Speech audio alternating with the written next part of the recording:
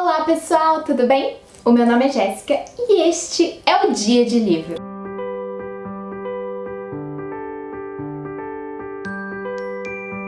Hoje eu vim conversar com vocês sobre Trilha Sonora para o Fim dos Tempos, do Anthony Marra. Esse livro aqui já faz um tempinho que eu li e ele é simplesmente maravilhoso e eu não vi o momento de trazer a resenha aqui pra vocês, tá bom? Recentemente eu tava conversando com o pessoal na leitura em conjunta e surgiu o assunto, né, de União Soviética, sobre a Segunda Guerra Mundial, e aí eu comentei a respeito desse livro e foi quando eu lembrei de que eu precisava trazer a resenha dele aqui pra vocês, tá bom? Mas antes de qualquer coisa, eu já vou pedir para vocês se inscreverem aqui no canal, deixarem um joinha e ativarem o sininho para não perderem nenhuma novidade, tá bom? Depois que você já fez isso, eu vou pedir também para que, caso você tenha interesse nesse livro ou em comprar qualquer outro livro que eu converse aqui com vocês, compre com o meu link da Amazon, porque assim você me ajuda sem ter custo nenhum, tá bom? Então vamos lá conversar sobre esse livrinho aqui. Esse livro, ele permeia entre conto e romance, tá? Então ele vai trazer a história pra gente em formato de contos, mas ao mesmo tempo ele não deixa de ser um romance, porque apesar de ele não trazer a história de forma linear, ele vai trazer vários personagens em diversas situações e épocas, mas que ao mesmo tempo estão conectados, tá? Então a gente vai ver uma passagem de tempo aqui entre 1930 até 2013, então você vai ver diversas gerações ali que vão se relacionar e ter descobertas e sentimentos ao longo dessa época. Aqui a gente vai ter a Rússia retratada e como o seu sistema ele é muitas vezes cruel até mesmo com as pessoas que vivem lá, tá? Eu não posso falar muito a respeito disso porque o conhecimento que eu tenho é pouco, o contato que eu tenho sobre como é a Rússia é bem raso, então o que eu posso falar é a respeito do livro e do que ele traz pra gente, tá bom? Então a primeira história aqui que a gente vai ver é sobre um censor e isso já me deixou extremamente feliz porque eu não sabia nem que esse tipo de pessoa existiu já, tá? E o que é um censor? É uma pessoa que vai modificar imagens, fotos e principalmente pinturas a forma que o governo quer, no caso o governo soviético. E esse censor, ele faz isso ao longo dos anos e a primeira imagem que a gente vai ter ali dele, o primeiro contato dele, é ele chegando até a casa da cunhada dele após o falecimento do irmão dele e pedindo para que ela, com uma moeda ou com qualquer coisa, apague o rosto do irmão dele. Isso porque ele não quer que o restante da sua família venha sofrer as consequências pelo que ocorreu, pelo que aconteceu com o próprio irmão. E aí depois que ele vai embora, né, da casa da cunhada, ele nunca mais vê nem a cunhada nem o sobrinho. E acontece que ele, né, volta à sua rotina normal, mas ele está extremamente mexido e modificado. E um dos trabalhos que ele tem que fazer depois desse ocorrido é apagar uma bailarina, que é até a nossa capa aqui do livro. E essa bailarina, ele não tem coragem de realizar esse procedimento. Ele não entende o porquê de uma bailarina, que no caso é uma bailarina polonesa, ter que ser apagada. Então, a sua existência tem que sumir, né? E a gente fica refletindo exatamente por conta do que eu falei, né? Me veio a ideia de trazer essa resenha por conta do livro que nós estamos lendo, que é o 1984, em que lá a gente tem personagens que realizam modificações, mas lá era mais no conteúdo impresso, né? De livros.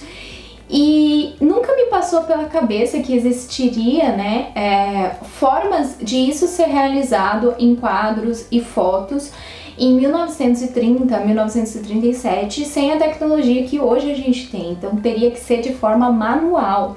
Então, quão artistas, né, essas pessoas tinham que ser para realizar esse procedimento. E ao mesmo tempo que elas estavam ali do lado do governo, elas estavam presas dentro daquilo que elas podiam fazer com as suas próprias vidas. Depois que ele pega essa foto, ele leva para casa dele, ele não realiza o serviço de apagar.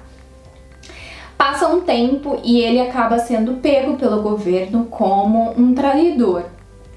O tempo todo ele acredita que é por conta dessa foto que ele acabou levando para casa, e a gente vai ver um pedaço ali da vida dele dentro desse encárcere, dessa confissão que ele tem que fazer em ser um traidor, mesmo ele não sendo, tá?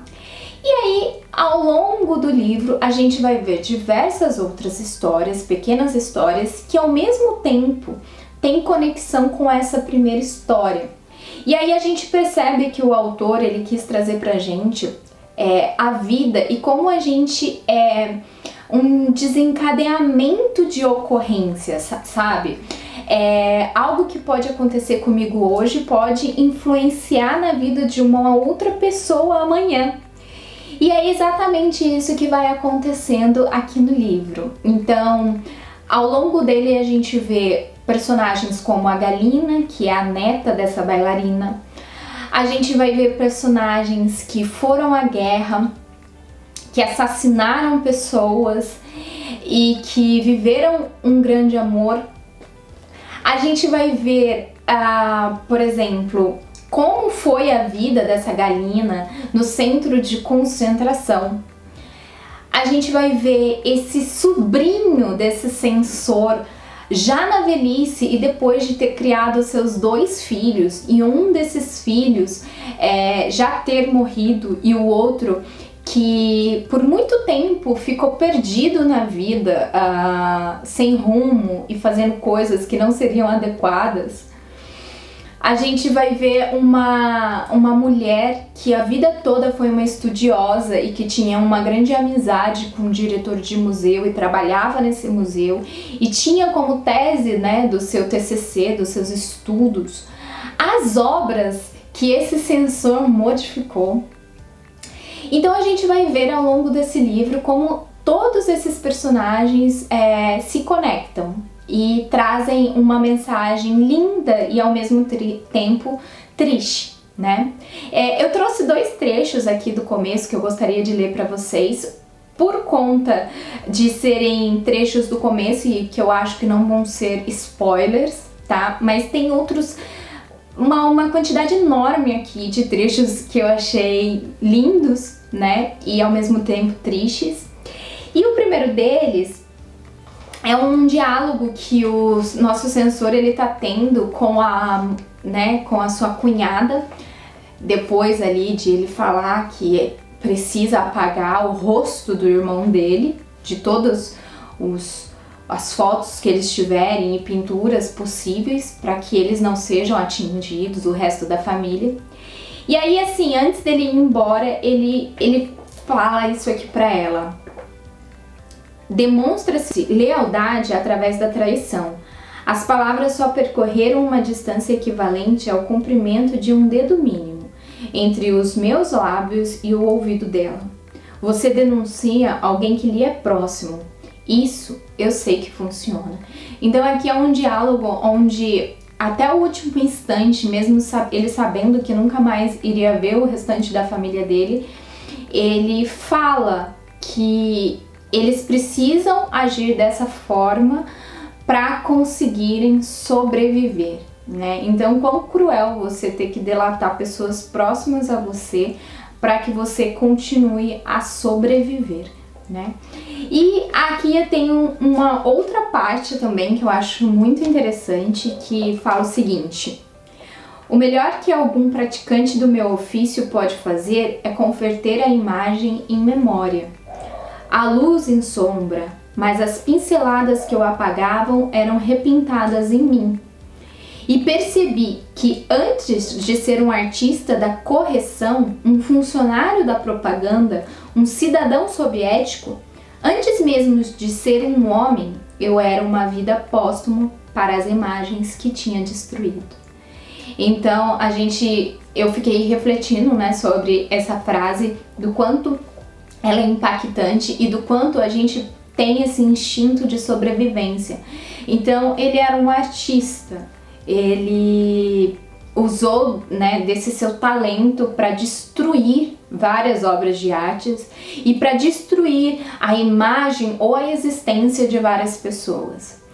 E mesmo assim ele entendia que isso era ao mesmo tempo uma forma de arte, mas era uma das maiores crueldades que alguém poderia cometer, entendeu? Porque você apagar a existência, né? Não bastava só você matar uma pessoa.